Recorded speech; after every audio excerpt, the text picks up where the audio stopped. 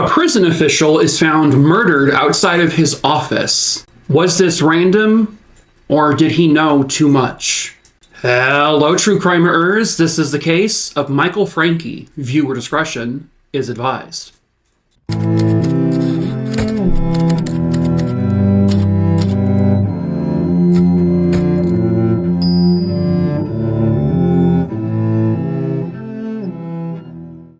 Real quick before we get started, of course, hello, my name is Mike. If you are new to the channel, I tell multiple true crime stories every single week here on YouTube. So if you're into that kind of thing, please subscribe, give this video a like so more people can see it. I also tell short form true crime stories over on TikTok. If you want to follow those, you're more than welcome to. The links are going to be in the link tree in the description of this video below. The links will also pop up here at some point in the beginning and also towards the end of the video. Check it out if you want to. If there is a case you want me to cover, just send me an email, a quick email. My email is also listed below. Just email me the name of the case, where it happened, when it happened. I'll add it to my list. There are currently, as of right now, over 5,800 names on that list. I choose my cases at random. I can't promise you when I'll cover that case you recommend, but I will get to it eventually, I promise. At any rate, let's get into today's case. Stop smiling, Mike. This is sadness. You got it. If you are someone who watches my content basically as I post it, so you're watching this in order, no, you are not having deja vu. I know that the video I posted just the other day was also about a prison case. This is the, I guess, the joys of picking cases at random. You sometimes get this kind of coincidence. I told a story the other day about a prison scandal that may have led to one or possibly two murders. And once again, this is another case where a prison scandals, may have led to a murder. Michael Francke was born on October 2nd, 1946 in Kansas City, Missouri. Michael would eventually study at Highlands University in Las Vegas, where he got his Bachelor of Arts degree in Fine Arts. Then he would attend the University of Virginia at Charlottesville, where he got his Juris Doctor.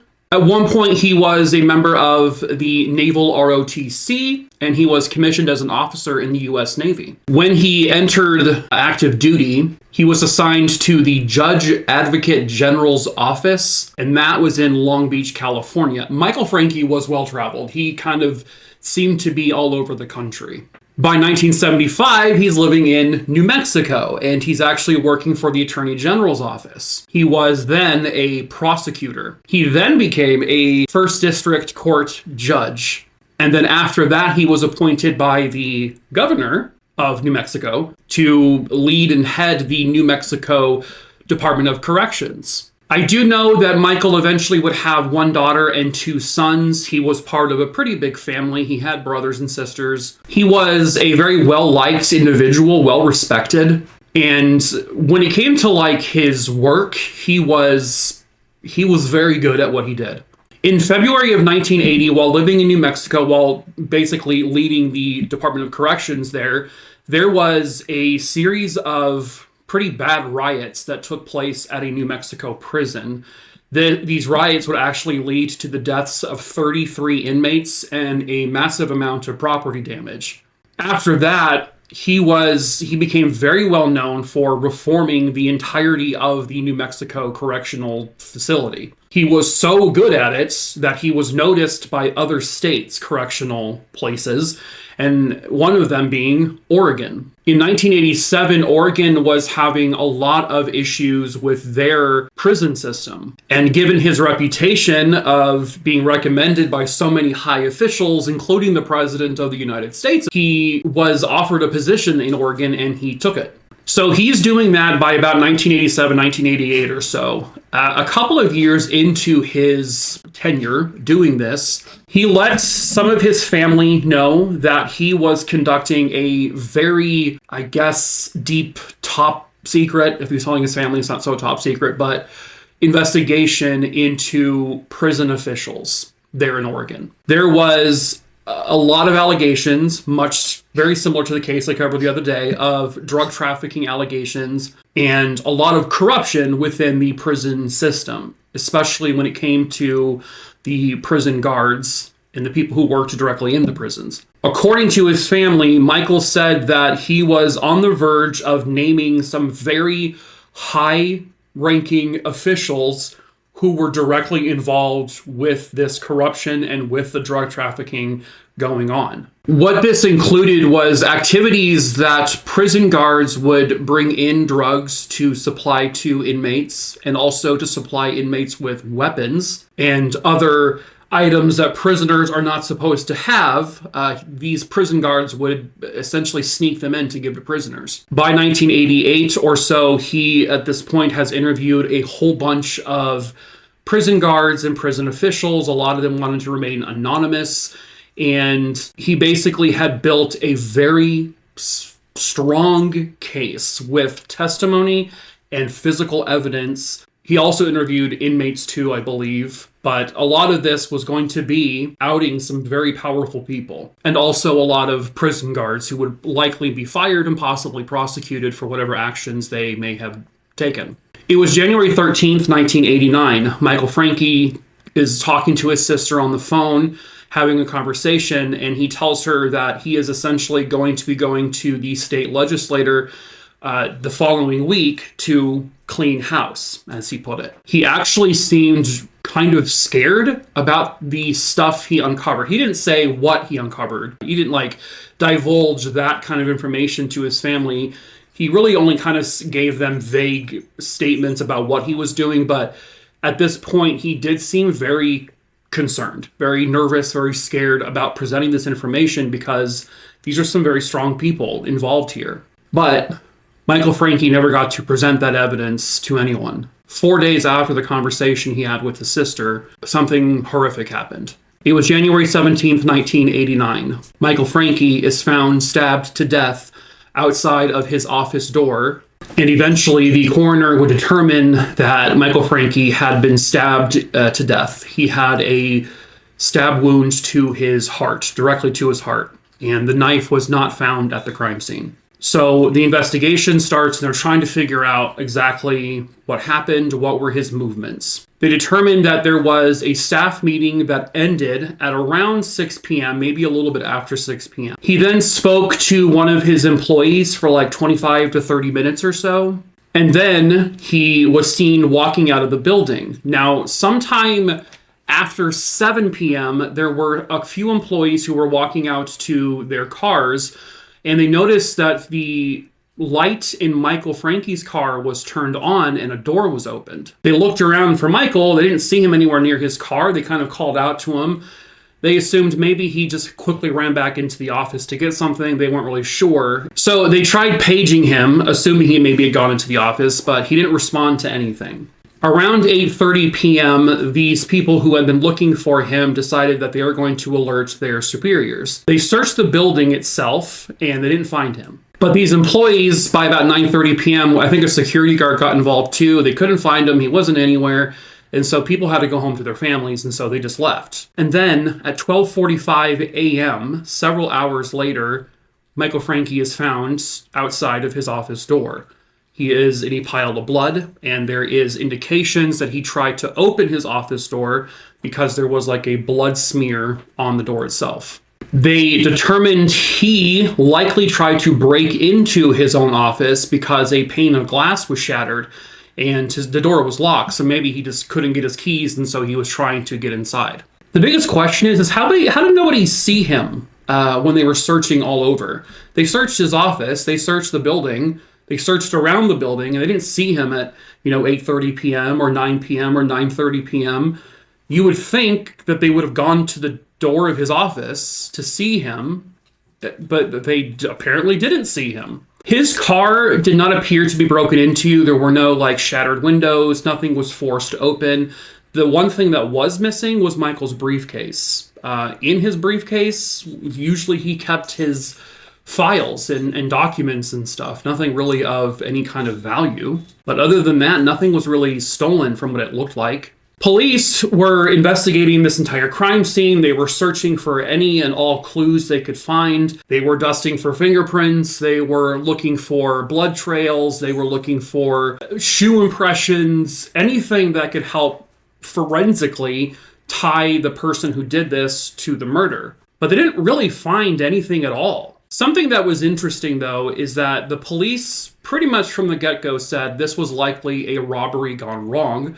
They probably were trying to break into Michael's car as Michael approached, or they may have tried to carjack Michael as he was trying to leave the parking lot. And so they kind of throw out this scenario in which Michael Francke is stabbed either in his car or right next to his car, and then he must have kind of gone to his office for help. The problem is there was no blood found in his car, and there was no blood found surrounding his car. But there wasn't a blood trail leading to where they eventually found him. And he was stabbed in the heart. He's going to be pumping out blood, and there just wasn't any. But police were hell-bent on this was it. This was a robbery gone wrong, and that's all it could be. And so they figured, well, we're going to look into the local drug dealers and the criminals in the area. And they interviewed several shady people that, were criminals in the area that they knew of. One of these people they questioned said he witnessed the murder. He said he saw the whole thing, and he even named the killer, a man named Frank Gable. Frank Gable was a known drug dealer in the area. According to the witness, Frank Gable stabbed Michael as he was trying to break into Michael's car, and Michael caught him. Again, there was no blood evidence to show that this is what happened. There was no sign of anyone breaking into a vehicle. Also, Michael's car had an alarm system in it, and according to the witness, that Frank Gable was breaking into the car as Michael Francke walked up to it. But if that's the case, the alarm didn't go off. Why? The alarm was never heard by anyone, and it wasn't tripped. And they also said that, according to the witness, that this happened sometime after 7 p.m., just a few minutes after 7 p.m. Again, if that's the case, how did nobody see this altercation happening if people were already leaving the building going to their cars? Nobody saw it, nobody heard it. And also, if he had already been stabbed and accosted at that point, how did nobody see him, trying to crawl to his office? Nobody heard him crying or screaming for help. They searched the building. They searched around the building. They searched around the parking lot. They searched everywhere between 7 p.m. and 12:45. They didn't find him, and then they found him at 12:45 just outside of his office door. How do you miss that? How do you not see that if he has already been stabbed? So while Frank Gable is now their prime suspect in this murder, they need to corroborate that with potentially other witnesses. Other witnesses did come forward to say that Frank Gable was, in fact, in that direct area at the time this murder would have likely happened. A maintenance person there at that building said they saw someone who looked like Frank Gable around the building at that time. Other witnesses claimed that Frank Gable was boasting about the murders and he had been confessing to people. However, Frank Gable, when he was eventually questioned, he denied having anything to do with this and denied having ever confessed or boasted about anything like this. Frank Gable was married, and he, according to his wife, Frank Gable was at times violent, and he did love knives. But there were other witnesses who stated they saw a very suspicious-looking man around the building around 7 p.m. or so, who did not look like Frank Gable, who they said, when looking at Frank Gable, said, "That's not the man I saw." They had a composite drawing made of this suspicious man, and this particular person has never come forward and has never been identified. This person, they said, very clearly had a very prominent mustache. Frank Gable did not have a mustache. He was clean-shaven, very young-looking. People said he was very neatly dressed in like a pinstripe suit, and he appeared to be very official-ish. A few weeks after the murder happened, another man named John Krauss had also confessed to killing Michael Francke. He actually slipped by saying something to a probation officer that he had knowledge about Michael Francke's murder. First, he said he saw a group of men beating up on Michael Francke and trying to kill him. But then he told the probation officer another story. He said he was offered $300,000 by a man to kill Michael Francke himself. Then he tells another story. He says that, again, this is this Krauss person. He says he was walking by the Dome building, which is part of this, the building where all of this happened. He saw Michael Francke's car. He wanted to break into it, but Michael Francke had caught him. And so Krauss punched him in the face and then stabbed him. But Krauss would eventually recant his statements not just once, but twice. Eventually, the prosecution would offer Krauss immunity. For what reason, though? Not really sure.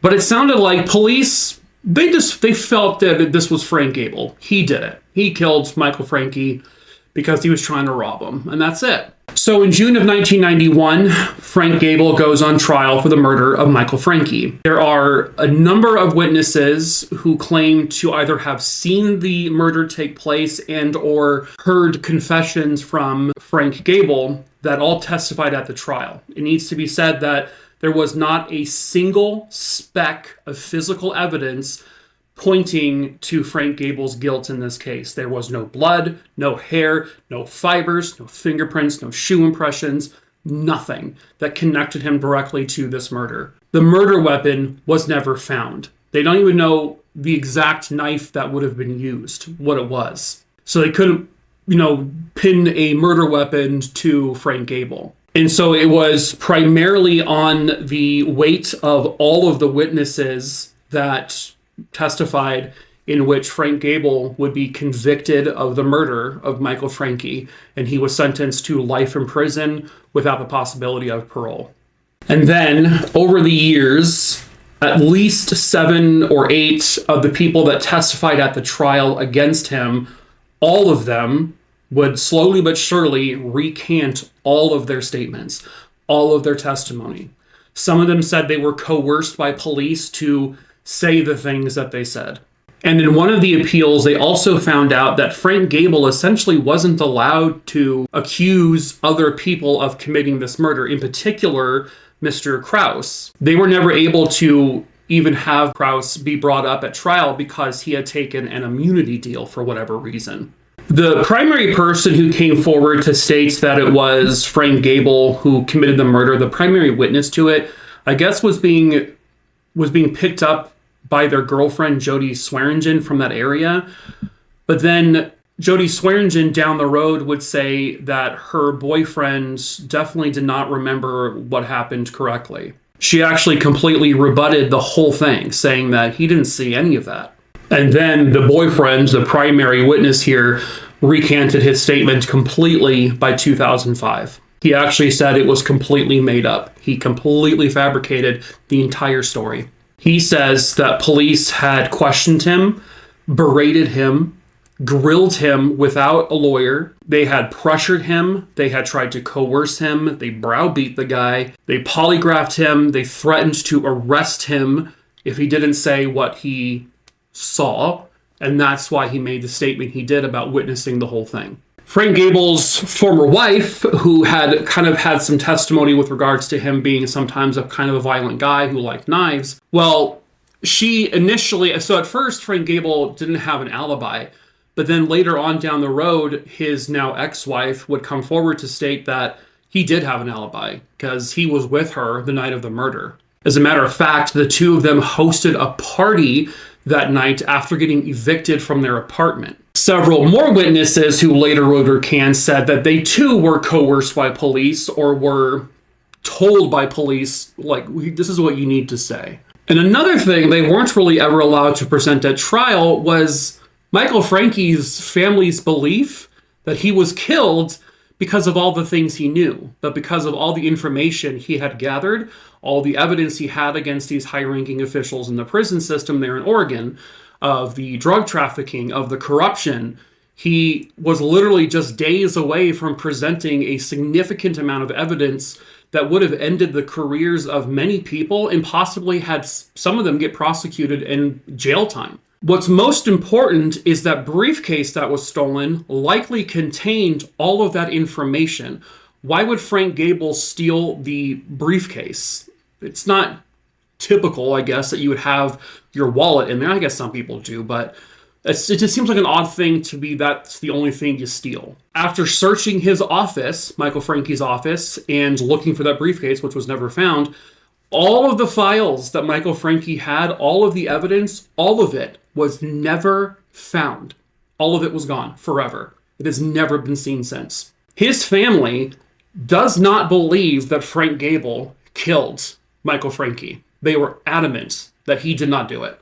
They knew he didn't do it. They actually defended Frank Gable. Michael Francke's family did. That he could not have done this, that Michael Francke was killed for what he knew and what he was about to expose. He was about to ruin a lot of people potentially. And so they never presented this information at the trial because, well, the prosecution, they were really just hell-bent on it being, Frank Gable. And who knows, maybe they were involved with this corruption that Michael Francke uncovered. Maybe. And then in 2019, a judge who looked at all of this new evidence and took into account that every single person, literally every person who gave testimony at his trial, all recanted their statements completely, most of them saying that they were forced to say what they said. A judge completely overturned the conviction of Frank Gable, and he ordered either for him to be retried or released from prison. The judge also took into account, by the way, the fact that another person confessed to the murder. This Krauss person confessed several times to different people, the same way they claimed Frank Gable did, but for some reason they only wanted to take Frank Gable's story, which is again very strange. But anyway, by 2023, they hadn't retried him, and so the judge ordered the indictment to be completely taken away. And so they dismissed all charges against Frank Gable with prejudice. And that means, when they say with prejudice, that means that Frank Gable cannot be retried for this murder. The judge also ordered that Frank Gable's record be completely 100% expunged when it comes to this case. And at that point, they're essentially stating that Frank Gable did not commit this murder, that Frank Gable is innocent. The prosecution didn't even really fight it. They essentially almost acknowledged that multiple people were coerced by either the police or prison officials or whatever the case may be, that they knew that was going on, and that they knew that Frank Gable was probably not the killer. And I know in 2023, Frank Gable had filed a $2 million lawsuit against the state of Oregon, but I don't think I'm not sure if they've gone to trial with that or done anything with it yet, because that was at literally the very end of 2023. And so the likelihood is that Frank Gable never was Michael Francke's killer. Can I say that with 100% certainty? No. But with no physical evidence connecting him to it, with every single person recanting their statements, every single person saying that they were forced to say what they said, I can't see this as Frank Gable being guilty. It doesn't make any sense. What makes sense is that Michael Francke was about to expose a whole bunch of high-ranking people that was going to get a whole bunch of high-ranking people in some serious shit, in some very big trouble. These are people who were going to lose their jobs, their livelihood, their families, their lives, because they may be in prison for a long time. They couldn't have that. They couldn't have all that, especially as high-reaching as this may have gone. There was one story that stated that somebody saw a group of people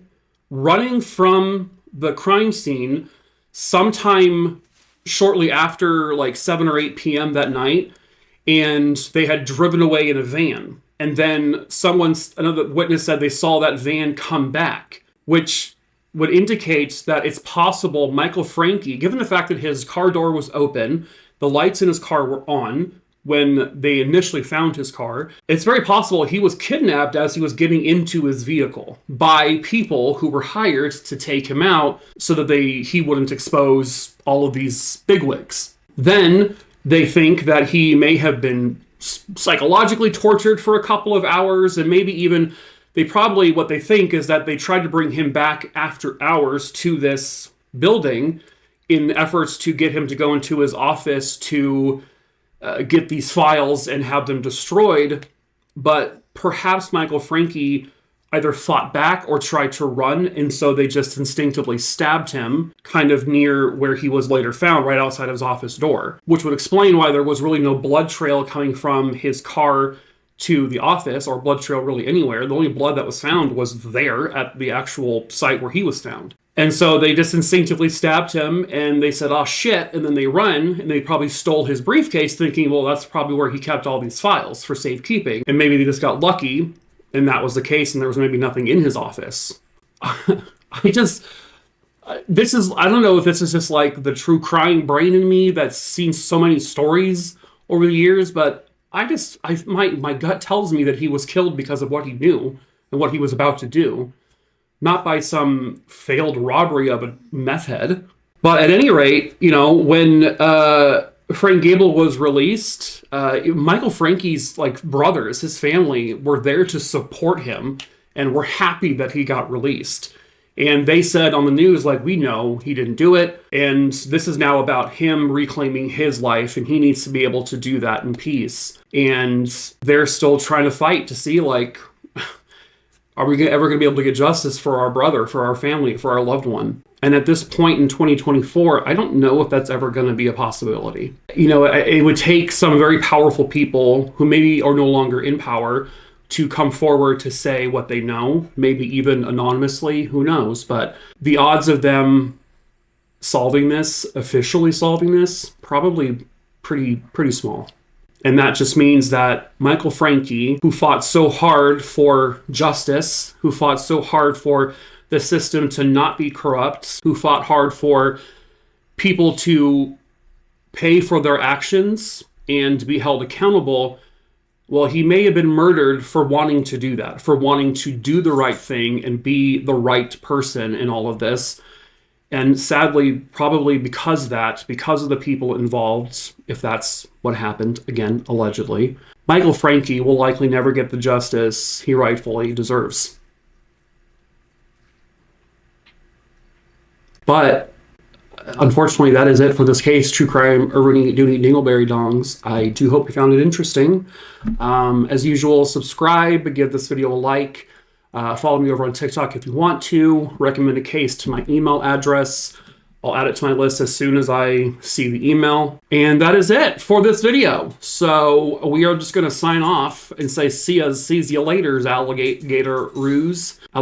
No, fucking stupid Mike. Always trying to say stupid things at the end, trying to make up some stupid catchphrase that's never going to happen, that's never going to work, because you're an idiot, Mike. You're an idiot, Mike. I almost stabbed myself in my eye socket with my stupid finger. That would have been gory and bloody, and this video would never be able to be shown. One, because I wouldn't be able to edit it because my vision would be gone. And two, YouTube would be like, you can't just stab yourself in the eye on YouTube. We're going to have to not let this video be seen. All right. That's definitely how you end a video flawlessly, is what I'm doing. It's perfect. What I've just done is immaculate. It's cinema. You're never coming back, are you? You're never going to watch another video of mine. That's fine. I'm unstable. It's fine. We're all a little unstable, right? We all go a little mad sometimes. Okay, well, like I always say, drink your chocolate milk out of a suck a fart out of your enemy's butthole with a twisty straw. Jesus Christ, Mike. I don't ever say that. Okay. Fuck. Bye. Oh.